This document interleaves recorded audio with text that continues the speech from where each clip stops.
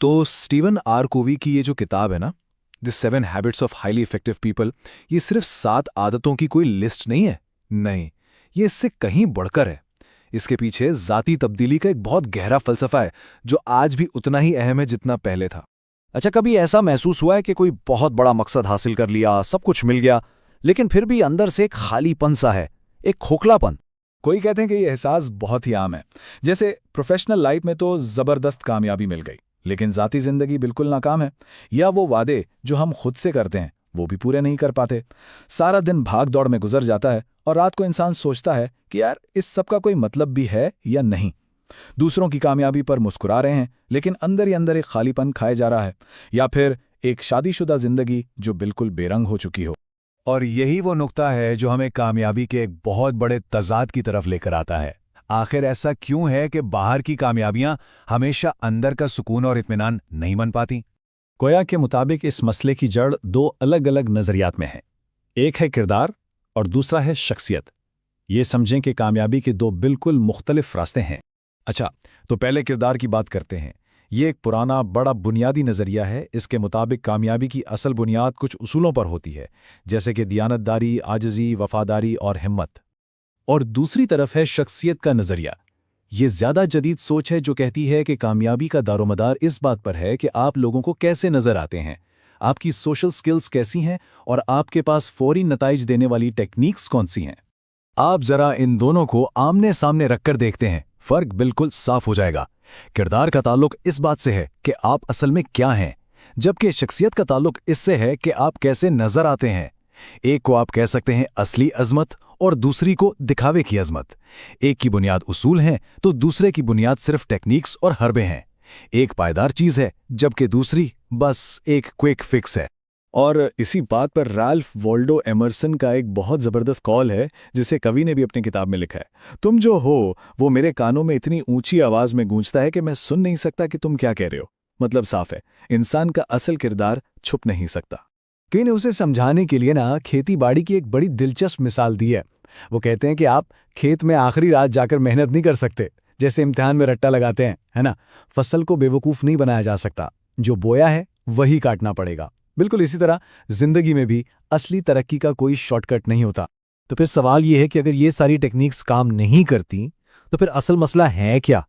Covey के मुताबिक सारा मसला हमारे पैराडाइम्स का है, यानी जिस नज़र से हम मसले को देखते हैं ना, असल में वही मसला है। अब ये पैराडाइम क्या चीज़ है? बहुत आसान है। समझे कि ये हमारे दिमाग में एक नक्शा है, एक मैप। ये वो मॉडल या फ्रेम है जिससे हम पूरी दुनिया को देखते हैं और उसका मतलब निकालते हैं। और ये जो नक्शे वाली मिसाल है ना, ये बहुत कमाल की है। सोचें, अगर किसी के हाथ में नक्शा ही गलत हो तो फिर वो जितनी मर्जी मेहनत कर ले, जितना मर्जी मुस्बत रवैया रखे, कोई फायदा नहीं होगा। वो बस गलत मंजिल पर जरा जल्दी पहुंच जाएगा। तो सबसे पहली और जरूरी चीज क्या हुई? नक्शे का सही होना। चलें अब जरा देखते हैं कि चीज़ों को एक बिल्कुल मुख्तलिफ जाविये से देखना कैसा होता है। एक पैराडाइम शिफ्ट का तजुर्बा करते हैं। जरा इस तस्वीर को गौर से देखें, क्या नजर आ रहा है? कुछ लोगों को एक नौजवान लड़की नजर आएगी और कुछ को एक बूढ़ी औरत। मजे की बात यह है कि दोनों ही इस तस्वीर में हैं। तो इस छोटी सी मश्क से एक बहुत गहरी बात सामने आती है। वो ये कि हम दुनिया को उसकी असली हालत में नहीं देखते, बल्कि हम उसे वैसा देखते हैं जैसे हम खुद हैं, या दूसरे लफ्ज़ों में जैसा हमें देखने के लिए सिखाया या कंडीशन किया गया है। कोई इसी बात को समझाने के लिए एक बहुत ही ज़बरदस्त एक हकीकी कहानी सुनाते हैं। कहते हैं, इतवार का दिन था, सबवे में बड़ा सुकून था कि एक आदमी अपने बच्चों के साथ दाखिल हुआ और उसके बच्चे बस हर तरफ ऊधम मचा रहे थे, सबको तंग कर रहे थे। आखिरकार कोवी से रहा नहीं गया और उन्होंने इस आदमी से कह ही दिया, जनाब, आपके बच्चे सब लोगों को परेशान कर रहे हैं, क्या आप इन पर थोड़ा काबू नहीं पा सकते? इस आदमी ने जैसे ख्वाब से जागते हुए नजरें उठाईं और बहुत धीमे से बोला, ओह हाँ, आप ठीक कह रहे हैं, शायद मुझे कुछ करना चाहिए। हम अभी अस्पताल से आ रहे हैं, जहां तकरीबन 1 घंटा पहले उन बच्चों की मां का इंतकाल हुआ है। मुझे खुद कुछ समझ नहीं आ रहा कि क्या सोचूं, क्या करूं। और बस 1 सेकंड में सब कुछ बदल गया। कोई का सारा गुस्सा, सारी चिड़चिड़ाहट एकदम हमदर्दी में बदल गई। तो देखा आपने, नजरिए में एक जरा सी तब्दीली एक लम्हे में सोच, एहसासात और रवैये सब कुछ बदल सकती है। तो फिर हल क्या है? अगर हमारे नक्शे गलत हो सकते हैं तो सही रास्ता क्या है? कोवी कहते हैं हल ये है कि हम अपने पैराडाइम्स, अपने नक्शों को ऐसी चीज पर बनाएं जो कभी नहीं बदलती, और वो हैं उसूल। ये उसूल बिल्कुल लाइट हाउस की तरह हैं। इसको समझने के लिए एक आखिरी कहानी सुनते हैं। तसव्वुर करें, एक बड़ा जंगी जहाज समंदर में जा रहा है। कप्तान को सामने एक रोशनी नजर आती है। वो फौरन सिग्नल भेजता है, हमारी टक्कर होने वाली है, अपना रास्ता 20 डिग्री मोड़ लो। याद रहे, मैं एक जंगी जहाज हूं।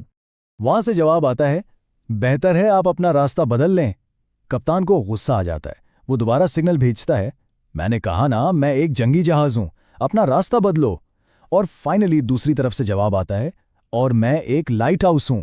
जाहिर है जंगी जहाज को ही अपना रास्ता बदलना पड़ा।